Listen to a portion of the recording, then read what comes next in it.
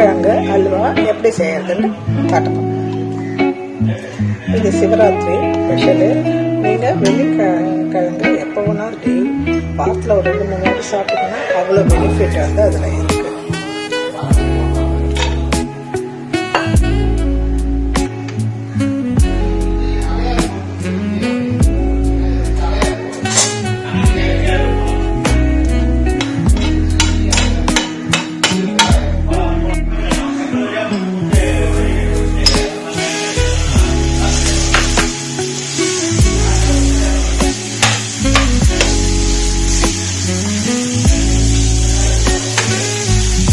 நெய்யில் போட்டு வந்து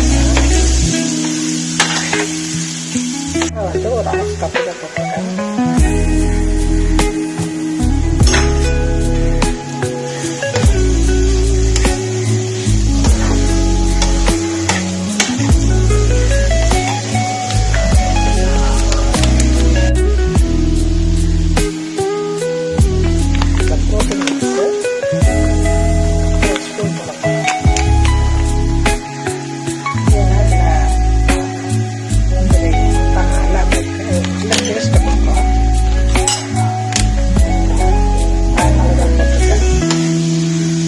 வெள்ளிக்கிழங்குலேயே நிறைய சத்து இருக்குது.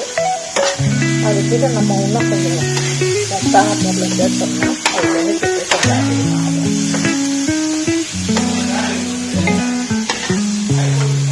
இது சுகர் இருக்கிறவங்க கூட வெள்ளிக்கிழங்கு சாப்பிடலாம். ஆனால் அதுவும் கிடையாது.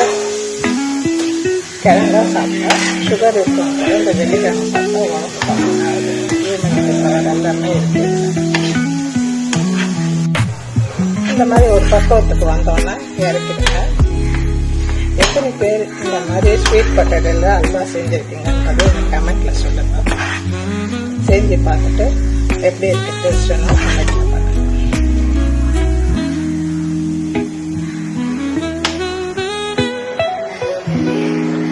பாருங்க, நல்லா வந்துச்சு. பார்க்கவும் நல்லா இருக்கு, மனமாகவும் இருக்கு. சாப்பிட்டு பாருங்க.